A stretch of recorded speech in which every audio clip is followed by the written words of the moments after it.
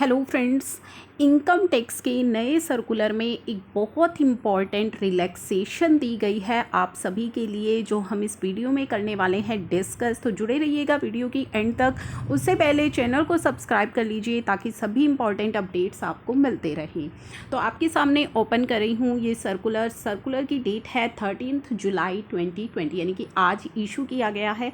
इसका subject matter क्या है? One time relaxation for verification of tax return for assessment year 15-16 to 19-20 which are pending due to non-filing of ITR-V form and processing of such return। तो यहाँ पे बहुत बड़ी relaxation दी गई है उन सभी इनकम टैक्स रिटर्न से रिलेटेड जो कि असेसमेंट ईयर 15-16 से लेकर असेसमेंट ईयर 19-20 तक की है, जिनको अभी तक वेरीफाई नहीं किया गया है।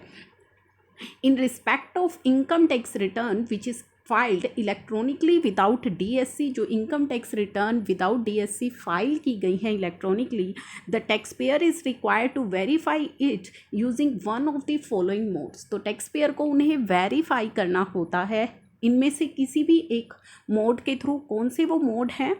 With in 120 days. कब तक करना पड़ता है? 120 दिन का समय आपको दिया जाता है वेरीफाई के लिए, वेरिफिकेशन के लिए।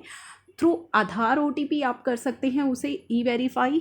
Bye logging into e filing through net banking के थ्रू कर सकते हैं, बैंक अकाउंट नंबर के थ्रू, डीमेट अकाउंट नंबर के through, EBC through bank ATM, या फिर आप उससे CPC बेंगलुरु को सेंड कर सकते हैं। आपकी जो फिजिकल कॉपी होती है ITR-V की, वो आप CPC बेंगलुरु को थ्रू पोस्ट सेंड कर सकते हैं। तो आपको अपनी ई वेरीफाई करनी होती है ITR, ये आप सभी को पता है। In this regard it has been brought to the notice of CBDT that a large number of electronically filed ITR still remaining pending with the income tax department for want of receipt of a valid ITR-V form at CPC Bengaluru from the taxpayer concerned। तो CBDT की ने ये देखा है कि काफ़ी ज़्यादा number जो ऑफ ITR जो है वो पेंडिंग है ई वेरिफिकेशंस के लिए। In law consequences of non filing the ITR-V within the time allowed is significant as such return is or can be declared as non as in law thereafter all the consequences for non-filing of tax return as specified in income tax act follow। तो जो भी ITR आपकी ई verify नहीं होती हैं उनको income tax के अंदर कंसिडर नहीं किया जाता है और आपको उसके जो भी consequences होते हैं वो फेस करने पड़ते हैं। In this context, as a one-time measure for resolving the grievances of the taxpayer associated with non-filing of ITR-V for earlier assessment year, एक one-time measure आपको यहाँ पे provide किया जा रहा है to regularize such return which have become either non-est or have remained pending due to non-filing or non-receipt of respective ITR-V form. The CBDT in exercise of power under section 119 of the Act in case of return of assessment year 15-16, 16-17, 17-18, 18-19 and 19-20।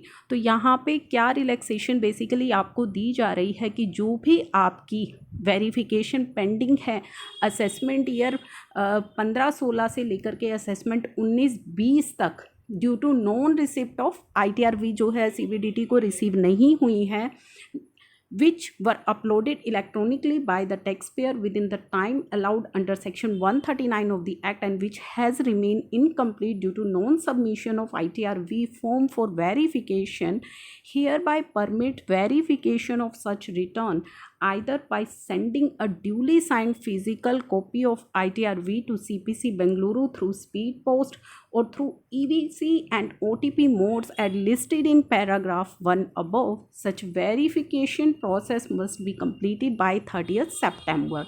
तो यहाँ पे आपको एक one time opportunity दी जा रही है कि अगर आपकी कोई भी जो ITR-V है पेंडिंग है, आपकी ई वेरिफिकेशन पेंडिंग है असेसमेंट ईयर 15-16 से लेकर के 19-20 तक, तो आपको एक मौका दिया गया है कि 30 सितंबर 2020 तक आप उसे ई वेरीफाई करा सकते हैं। किस तरीके से करा सकते हैं? या तो आप उसे स्पीड पोस्ट के थ्रू जो है उसकी फ़िज़िकल कॉपी आप सीपीसी बेंगलुरु भेज दीजिए, या फिर जो ऊपर दिए गए इलेक्ट्रॉनिक मोड्स हैं, जो ईवीसी और ओटीपी के ऑप्शन आपको दिए गए हैं, या तो इन्हें यूज़ कर करके उनको ई वेरीफाई करा लीजिए।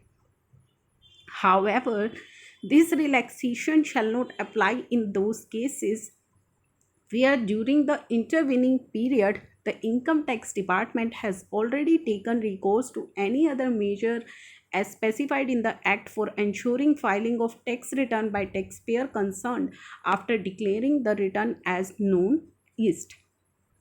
तो अगर आपके अगेंस्ट सीबीडीटी ऑलरेडी कोई एक्शन ले चुकी है, आपने अपनी रिटर्न को ई वेरीफाई नहीं कराया था और उस पीरियड के दौरान अगर सीबीडीटी ने आपके अगेंस्ट कोई मेजर लिए हैं, कोई एक्शन लिया है, तो फिर ऐसे केसेस में आपको ये ऑप्शन नहीं दिया जाएगा। ये जो 30 सितंबर तक का ऑप्शन है ये आपके लिए नहीं है।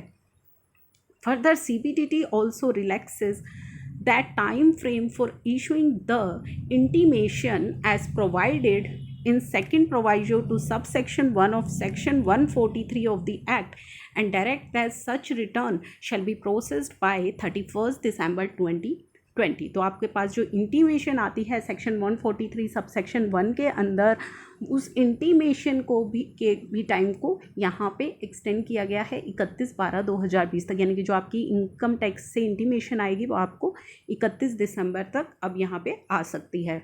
And intimation of processing of such return shall be sent to the taxpayer concerned as per the laid down procedure. In refund cases, while determining the interest, provision of section 244A subsection 2 of the act would apply। और refund cases के अंदर जो भी आपको interest दिया जाएगा वहाँ पे सेक्शन 244A सबसेक्शन 2 के जो प्रोविजंस हैं वो एप्लीकेबल रहेंगे। In case the taxpayer concerned does not get his return regularized by furnishing a valid verification by 30th September, necessary consequences as provided in law for non-filing may follow। अब ये जो आपको one time major दिया जा रहा है 30 सितंबर तक ई verify कराने का, अगर कोई टैक्स पेयर इस टाइम के दौरान भी जो है अपनी रिटर्न को वेरीफाई नहीं कराते हैं, या तो ITR-V को या फिर EVC या OTP के थ्रू, या फिर अपनी ITR-V की जो कॉपी है आप वो CPC बेंगलुरु जो है बाय पोस्ट भेज सकते हैं। Necessary consequences as provided in law में फॉलो। तो आपको उसके जो कंसिक्वेंसेस लॉ के अंदर दिए गए हैं वो आपके ऊपर फिर फॉलो किए जाएंगे।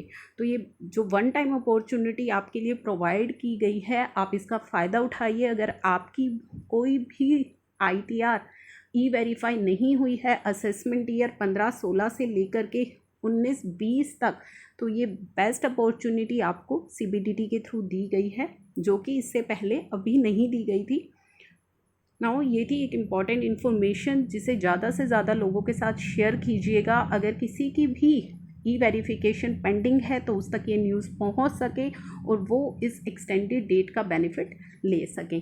Thank you for watching.